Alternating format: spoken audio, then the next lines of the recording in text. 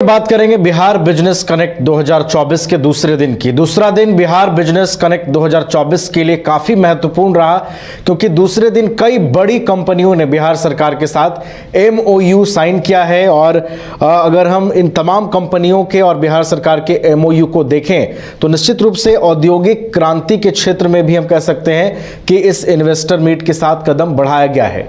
आपको बता दें कि सन पेट्रो प्राइवेट लिमिटेड के साथ 36,700 करोड़ रुपए का एमओयू साइन हुआ है। वहीं एनएचपीसी के साथ 5500 करोड़ का एमओयू साइन हुआ है। एसएलएमजी कोको कोला के साथ 3000 करोड़ का एमओयू साइन हुआ है। श्री सीमेंट के साथ 800 करोड़ का एमओयू साइन हुआ है। वहीं हल्दीराम स्नैक के साथ 300 करोड़ का एमओयू साइन किया गया है।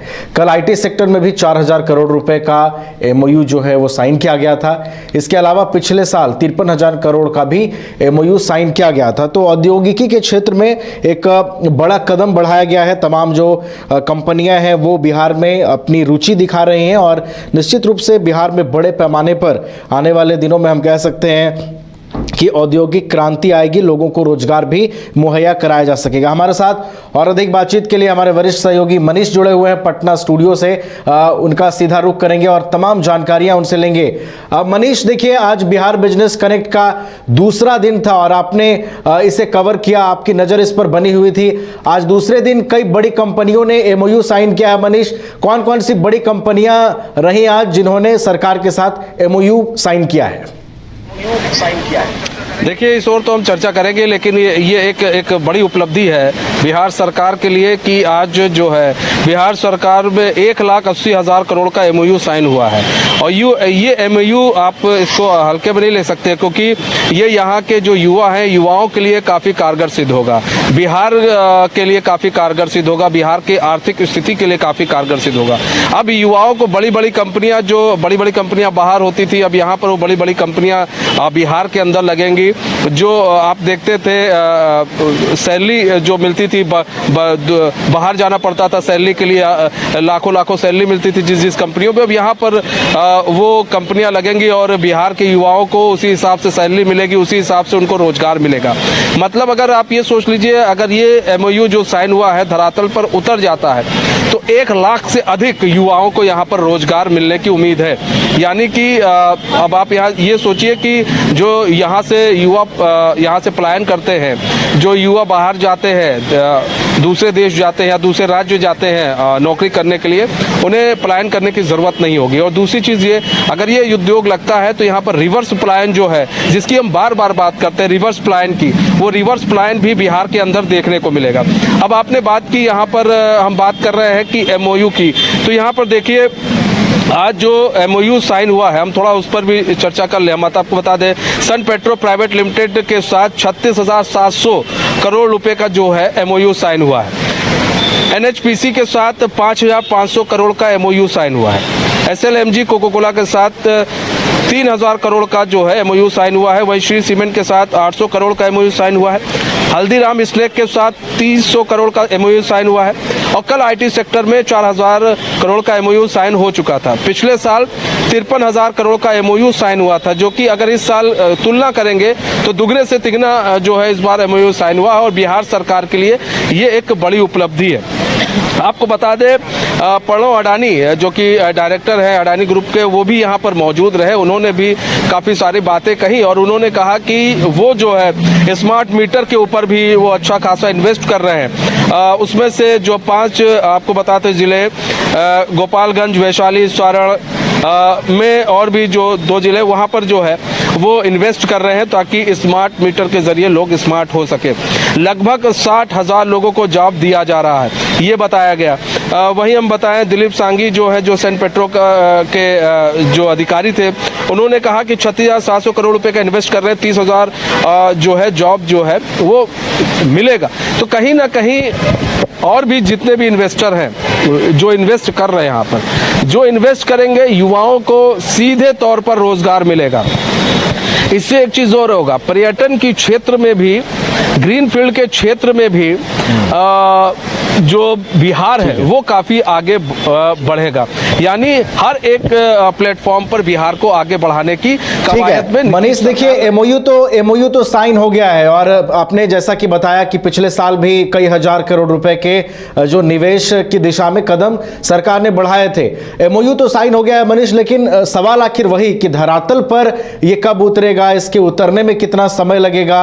और जो बातें होती है बिहार को लेकर कि हमारे यहाँ इंडस्ट्री नहीं आती है, बड़ी बड़ी कंपनियां नहीं आती हैं, लेकिन अब देखिए साइन हुआ है, बड़ी बड़ी कंपनियों ने रुचि दिखाई है कि बिहार में हम उद्योग लगाएंगे और यहाँ रोजगार देंगे। लेकिन सवाल वही कि धरातल पर इस बार कैसे उतरेगा, इस बार क्या रणनीति लग रही है और सरकार की तैयारी क्या लग रही है? हम इसके बारे में भी आपको बताएंगे। हम विवेक से भी कहेंगे, जो कि विवेक हमारे संवाददाता हैं, हमारे सहयोगी हैं, ये भी इस पूरे इन्वेस्टर जो समिट चल रहा था यहाँ पर, बिजनेस का जो समिट चल रहा था, बिहार बिजनेस समिट, उसमें ये भी रहे।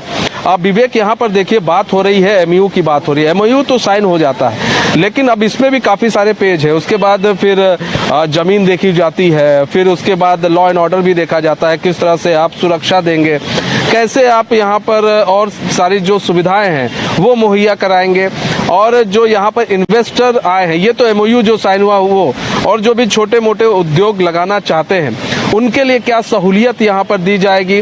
जैसे क्या एक एकल विंडो हो जाए जिसके जरिए आसानी से लोगों को ये पता चल सके और वो इन्वेस्ट कर सके, उसके लिए क्या इंतज़ाम जो है बिहार सरकार के द्वारा किया जा रहा है? बिल्कुल, जिस तरीके से जो बिहार को उद्योग के क्षेत्र में बढ़ावा देने के लिए नीतीश सरकार लगातार लगी हुई है, और ऐसे में पिछले बार भी 2023 में 600 जो कंपनियां थी वो आने वाली थे, लेकिन 278 जो कंपनियां थे वो एमओयू साइन किया था, जिसमें अभी हल्दीराम हो गया। हल्दीराम ने पिछले बार भी हल्दीराम ने इन्वेस्ट किया था, अडानी ग्रुप पिछले बार भी इन्वेस्ट किया था, लेकिन अडानी ग्रुप का पिछले बार का जो सक्सेस कुछ रहा तो स्मार्ट मीटर का रहा। जो देख रहे हैं बिहार जो स्मार्ट मीटर में सबसे आगे स्टेट है, 50 लाख के समथिंग जो है बिहार में स्मार्ट मीटर लग चुका है। ऐसे में जो एक कहा जाए तो पॉलिटिकल भी इसको एक स्टैंड भी बनाया गया था, और ऐसे में जो इस बार जो है एमओयू अभी आज जो है 6 लोगों ने साइन किया है। जो 6 लोगों ने प्रमुख थे, जिसमें अडानी ग्रुप था, उसके साथ ही साथ हल्दीराम ग्रुप थे, और उसके साथ जो श्री सीमेंट थे, उसके साथ साथ ऐसे जो तमाम जो लोग थे उन्होंने इन्वेस्ट किया। लेकिन जो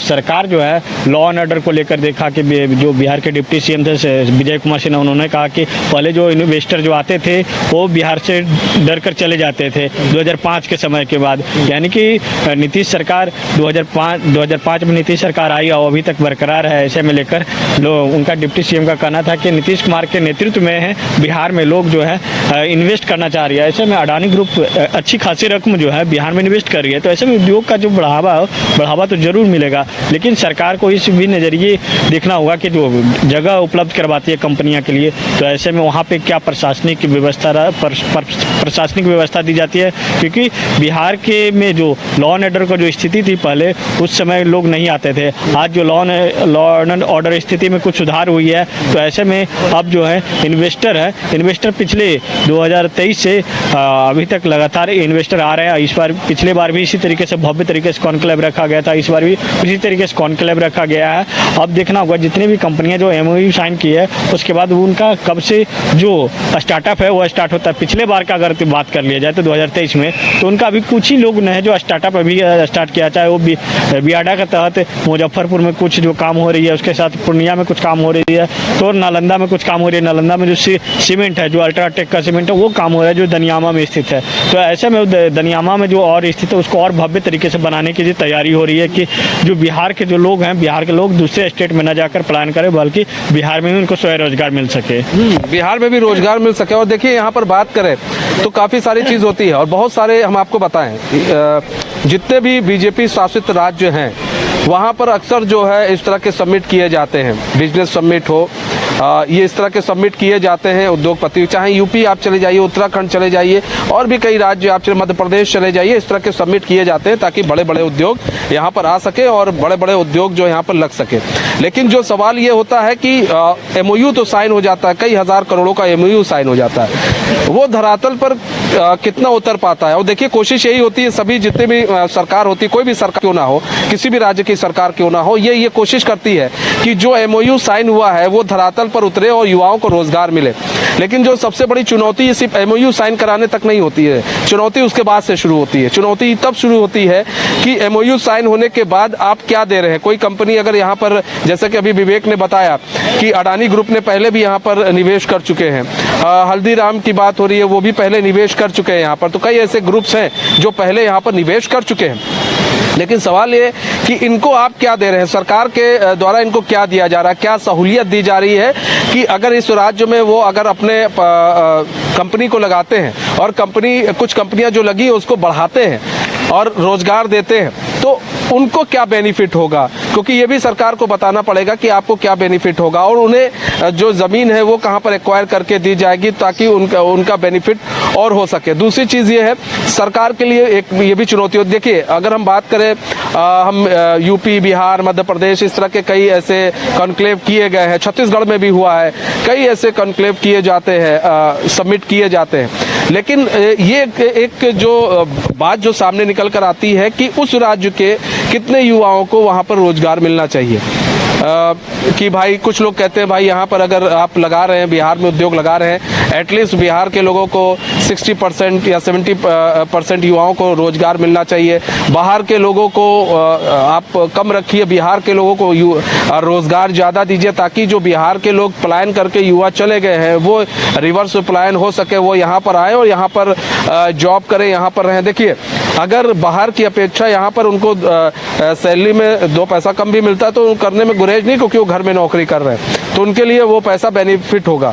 लेकिन यहाँ पर बात यही है कि अब आगे जो है बिहार सरकार के लिए अब और चुनौती बढ़ेगी कि वो जो यहाँ पर जितने भी एमओयू साइन किए गए हैं, भी चीज है, आपने तमाम जानकारियां दी कि किन कंपनियों के साथ कितने का एमओयू साइन हुआ है। लेकिन देखिए मनीष, देखिए बिहार में आगामी साल में चुनाव भी होने हैं और इस साल का अंत सरकार एक इन्वेस्टर मीट का आयोजन करके कर रही है। 2023 में भी इन्वेस्टर मीट का आयोजन हुआ, कई हजार करोड़ रुपए निवेश हुए।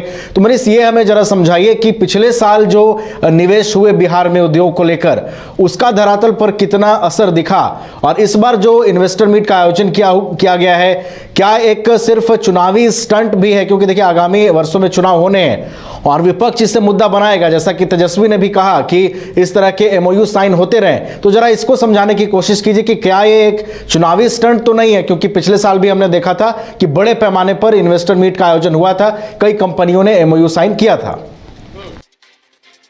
यहाँ पर बात करें विवेक, देखिए यहाँ पर बात की जाए तो पिछली बार 53,000 करोड़ का इन्वेस्ट हुआ था, एमओयू साइन हुआ था। लेकिन विवेक, धरातल की बात करें, धरातल पर कितना आपको इन्वेस्ट दिखा, क्योंकि आप रिपोर्टिंग करते रहते हैं, आप जाते रहते हैं, कितना इन्वेस्ट दिखा और क्या लग रहा है कि जो जिन कंपनियों से यहाँ पर बात हुई थी उन कंपनियों ने यहाँ पर उतना इन्वेस्ट किया और जो बिहार सरकार ने वादा किया था, पिछले साल भी वादा किया गया था 2023 में, वो कितना पूरा हुआ, कितने इन्वेस्टर आए? बिल्कुल, पिछले बार पिछले बार महागठबंधन की सरकार थी 2023 में। उस समय जो उद्योग मंत्री थे समीर महासेठ के नेतृत्व में जो है जो उद्योगपति थे वो बिहार आकर एमओयू पर जो साइन किया था। और ऐसे में इस बार जो है एनडीए की सरकार है। पिछले बार की तुलना में पिछले बार भी अडानी ग्रुप ने शेयर किया था और इसके साथ साथ जो कई जो कंपनियां थी कंपनियां यहाँ बिहार में इन्वेस्ट करने की प्रयास किए थे, लेकिन जो उतना धरातल स्तर पर नहीं दिखा, जितना जो रकम के लिए जो साइन किया गया था उतना रकम नहीं दिखा गया। लेकिन इस बार जो है एनडीए की सरकार में, केंद्र में एनडीए की सरकार है, बिहार में एनडीए की सरकार है। ऐसे में लेकर नीतीश कुमार, तो पिछले बार भी मुख्यमंत्री नीतीश कुमार ही थे, नीतीश कुमार के नेतृत्व में हुआ था। लेकिन पिछले बार जो डिप्टी सीएम थे वो तेजस्वी यादव थे। तेजस्वी यादव ने जिस तरीके से हमला किया कि एमओयू तो साइन होते रहता है लेकिन वो धरातल स्तर पर दिखता नहीं है। तो लेकिन तेजस्वी यादव को भी ये देखना होगा कि उस समय तेजस्वी यादव डिप्टी सीएम थे तो उस समय धरातल स्तर पर क्यों नहीं हुआ। और अगर चुनावी स्टैंड की अगर बात कर ले तो चुनावी स्टैंड जरूर एनडीए के लोग जो है इसको मुद्दा बनाएंगे, क्योंकि 2025 में बिहार में विधानसभा चुनाव होना है। विधानसभा चुनाव में अब कुछ ही समय वक्त बच गया है। इसके साथ अभी से ही पूरी तरीके से जो पार्टियां हैं तैयारी मोड में है। इसके साथ साथ बता दें कि उद्योग को बिहार में रोजगार को लेकर बड़ा मुद्दा होता है। बिहार में तमाम जो पार्टियां हैं वो रोजगार को लेकर बड़ा मुद्दा बनाती है कि बिहार में रोजगार है नहीं, बिहार के लोग दूसरे जगह पलायन करते हैं। तो ऐसे में बिहार में इन्वेस्ट लोग कर रहे हैं तो उसका कहीं ना कहीं जरिया होगा कि बिहार में देखिए हम इन्वेस्ट कर रहे हैं। बिहार में अभी डिप्टी सीएम जो विजय कुमार सिन्हा थे उन्होंने कहा कि बिहार में फिल्म सिटीज की बात हो रही है। तो ऐसे में कई लोग जो है लोग ज़रूर बिहार आने के लिए अग्रसर होंगे। लेकिन अब जो इस बार जो MOU जो साइन किया गया है वो कितना धरातल स्तर पर दिखता है 1 साल के बीच में, ये देखना होगा। क्योंकि अगर ये धरातल स्तर पर नहीं दिखता तो फेल्यूर रहता है, तो विपक्ष जरूर इसको मुद्दा बना सकता है। विपक्ष जरूर मुद्दा बना सकता है। देखिए यहाँ पर नवीन, यहाँ पर देखिए विवेक ने जो जानकारी दी महत्वपूर्ण है, और ये हम लोग भी मैंने भी कई बार यहाँ पर ऑब्जर्व किया, जब यहाँ पर लोगों के बीच में गया, छात्रों के बीच गया और लोगों के बीच गया, तो पिछले साल जो MOU साइन हुआ था, इसको हम थोड़ा पलटेंगे, पिछले साल जाएंगे तो पिछले साल जो है यहाँ पर तेजस्वी यादव थे। यहाँ पर जब डिप्टी CM विजय सिन्हा बैठे, उनकी कुर्सी पर तेजस्वी यादव बैठे थे, और वहाँ पर जब MOU साइन हुआ तो ये हुआ, उसको भी बहुत हो हल्ला हुआ कि नहीं हम लोग धरातल पर उतारेंगे, लेकिन धरातल पर नहीं उतारा जा सका। पिछले साल जो जितनी भी चीज़ें थी उतनी धरातल पर नहीं दिखी जो दिखनी चाहिए थी। लेकिन इस बार NDA की सरकार है, इस बार जो है अभी ये है कि NDA जो है कितना इस पर काम करता है, ये भी देखने वाली बात होगी। 2025 में विधानसभा चुनाव है, ऐसे में देखिए, ऐसे में कोशिश ये रहेगी कि ज़्यादा से ज़्यादा अगर कुछ ऐसे काम कर लिया जाए, कुछ ऐसी कंपनियों को उतार लिया जाए यहाँ पर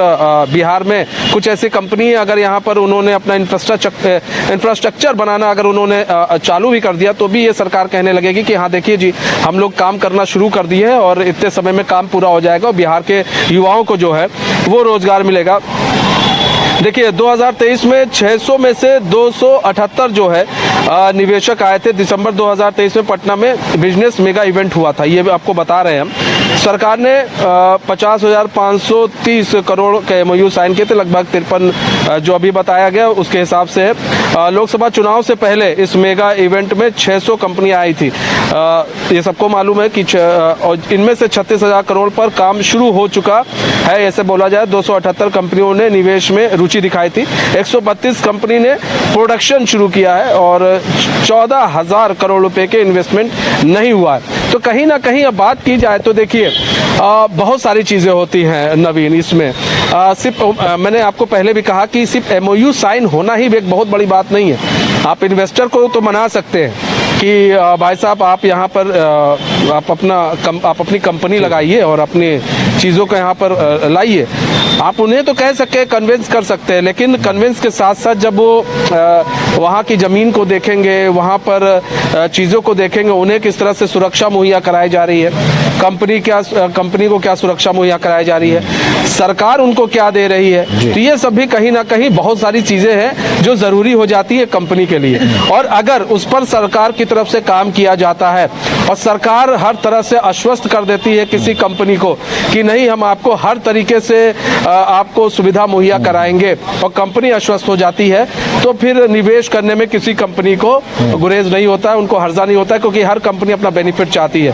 कंपनी देखेगी यहाँ पर कि उसको कितना बेनिफिट है। अगर वो यहाँ पर कंपनी, कोई भी बिजनेसमैन होता है वो बेनिफिट ढूंढता है, तो उनको बिहार में अगर वो अपना निवेश करते हैं तो उनको बेनिफिट कितना मिलता है अगर उनकी कंपनी यहाँ पर लगती है, तो बेनिफिट भी देखते हैं। और दूसरी चीज़ ये है कि अगर ये कंपनियाँ आती है तो बिहार सरकार के लिए एक बड़ी उपलब्धि, और बिहार के लिए एक बड़ी उपलब्धि, और यहाँ के युवाओं के लिए एक बड़ी उपलब्धि कहा जा सकता है। नवीन, चलिए, तो एक बड़ी उपलब्धि कहा जा सकता है। और जैसा कि मनीष ने बहुत अहम जानकारी दी कि कंपनी और सरकार के बीच जो साझेदारी होगी, निवेश के लिए जो माहौल तैयार कराएगी सरकार, उस पर भी काफी कुछ निर्भर करेगा कि जो रोजगार की बातें हो रही हैं, जो निवेश की बातें हो रही हैं, वो किस तरीके से सकारात्मक दिशा में आगे बढ़ेगी, और सरकार जिस सोच के साथ आगे बढ़ रही है, सरकार की सोच धरातल पर उतरेगी। बहुत बहुत फिलहाल आपका धन्यवाद मनीष, हमारे साथ जुड़ने के लिए।